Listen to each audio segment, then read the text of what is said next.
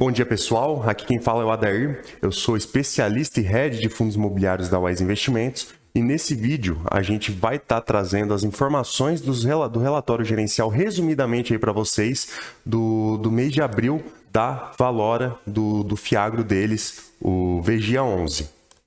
Antes de a gente entrar nas informações aqui do relatório gerencial de abril, só comentando aqui para vocês, tá? Que eu não estou fazendo recomendação de compra ou venda e todas as informações elas foram extraídas dos relatórios gerenciais e dos fatos relevantes do fundo.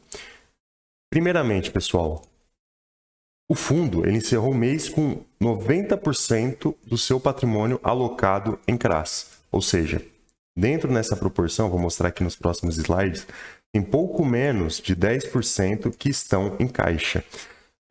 Aqui passando rapidamente, o fundo ele fez a distribuição de rendimentos referente ao mês de abril de 15 centavos por cota para o VGIA 11. E outra questão interessante também é que quem entrou naquela primeira emissão do VGIA, né, quando eles fizeram o IPO, teve uma rentabilidade líquida aí, referente ao preço de emissão, né, de CDI mais 9,12% ao ano, certo?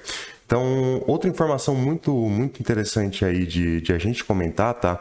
É o seguinte, a distribuição de rendimentos sobre o VGIA 13, que são os DPs, tá? Direito de preferência de quem exerceu, ou seja, quem já tinha VGIA 11 na carteira e exerceu os direitos de preferência, não estou falando aqui de sobras e nem de oferta pública, somente dos DPs. Recebeu 0,003 centavos ali, né, referente ao que exerceu de direito de preferência. É interessante a gente comentar também que foi entre os dias 28 e 29 de abril, na verdade mais especificamente no dia 29, que o fundo recebeu esses recursos referente ao VGIA 13 e a gente vai estar comentando mais para frente ali sobre isso também. Bom, que nem a gente estava comentando antes aqui para vocês, né, pessoal? O fundo ele está com 9,4% aí do PL, quase 10% aí em caixa. E sobre a segunda emissão, que foi essa que acabou de acontecer, foi no dia 28 de abril que teve ali o encerramento, né? E eu não lembro se foi no dia 29 que teve a liquidação, mas o que eu quero dizer? Foi bem no último e no penúltimo dia do mês que teve toda essa movimentação. E nessa proporção, o que a gente viu, né? Que em um dia, no dia 29 aqui de abril, né? O fundo alocou 80% dos recursos que captou no direito de preferência. Não estou falando aqui, vou bater de novo nessa tecla, não estou falando aqui de oferta pública e nem de sobras, somente o direito de preferência. Então tá. O fundo ele recebeu quase 90 milhões e cerca de 72 milhões já foram alocados.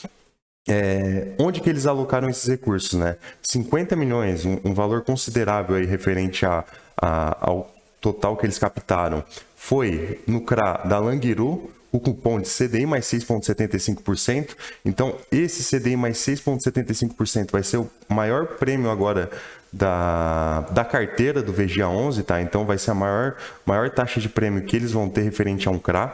E eles ampliaram posições em outros ativos que eles já tinham em carteira. Por exemplo, a Rodóio aqui, 8 milhões no CRA da Rodóio, Cotrisul, eles fizeram um aumento também substancial, que deu o total aí de 72 milhões de reais, ou seja, 80% do valor. E o interessante a gente comentar, né, pessoal, é que tudo isso foi em apenas um dia. Exatamente porque foi no dia 29 ali que entrou esses recursos no saldo do fundo e eles já fizeram essa alocação. Então, em um dia, eles conseguiram alocar tudo isso. E exatamente por isso que a gente está trazendo essas informações para vocês, porque foi no mês de abril que teve ali o último dia do mês de abril que teve essa movimentação e, consequentemente, eles já trouxeram aqui no relatório gerencial. Bom, vamos lá. No mês de março tinha então 10 mil cotas, no mês de abril tinha 19 mil cotas. Por quê? Porque essas 9 mil cotas a mais, aqui referente, né? 19 menos esses 10 mil, que dá esses 9 mil cotas, subscritas a 9,91, que dá aquele saldo ali de quase 90 milhões que a gente estava comentando. Então, o fundo já integralizou esse valor aqui como cotas, né? Já disse ali, ó, isso aqui vai ser as cotas agora do valor atual do fundo, e o patrimônio líquido do fundo também cresceu por conta desse valor que já entrou em saldo e o fundo já aplicou. Bom, é interessante a gente ressaltar que o valor total da emissão, tá, é de 240 milhões. Foi total com um lote suplementar ali, tá? Com lote adicional, é de 240 milhões. E só na subscrição eles captaram ali 90 milhões.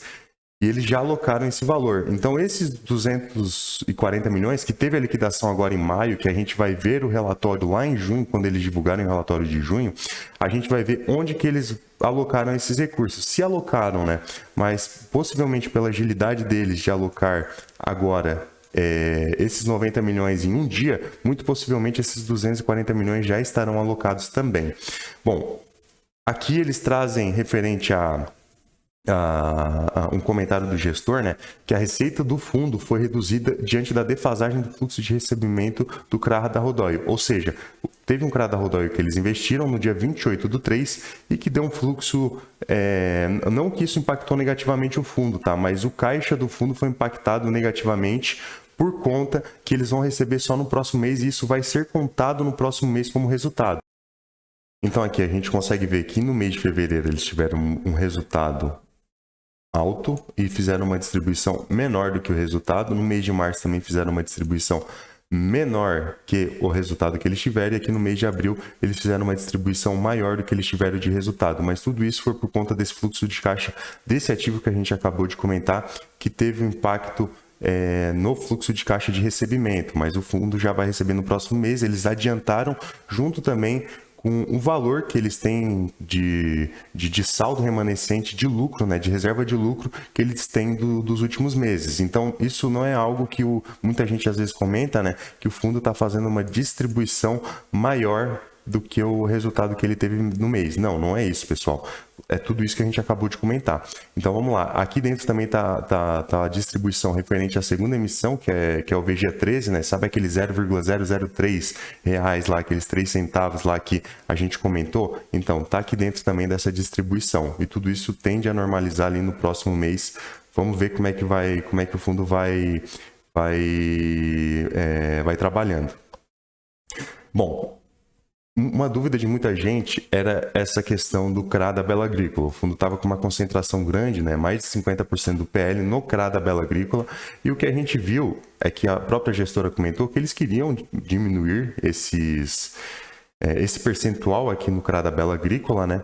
E eles estão fazendo isso. Eles venderam com ganho de capital, como a gente pode ver aqui, teve ganhos de capital aqui no mês de fevereiro e março, e eles venderam, boa parte desse ganho de capital foi referente a esses CRA da Bela Agrícola.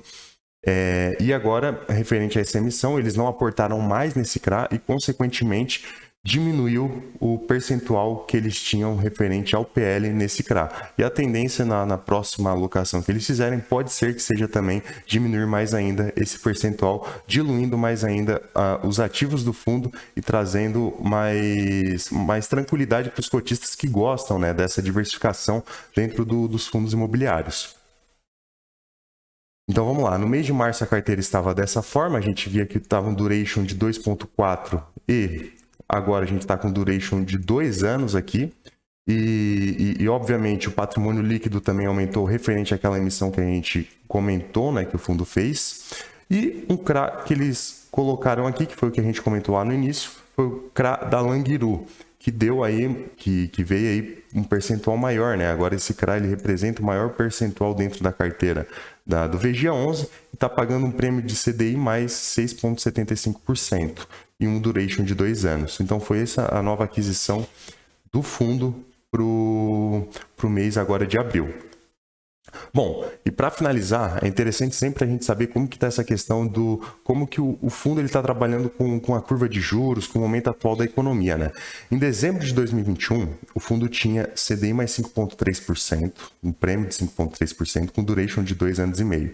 Em março, CDI mais 5,6%, com duration de 2,4 anos. E em abril, esse mês atual, CDI mais 6,3% com duration de 2 anos. Ou seja, eles conseguiram aumentar a taxa de juros, a taxa de prêmio deles e diminuir o duration. Na teoria, quanto menor o duration, melhor para o investidor. Por quê? O que é o duration, né, pessoal?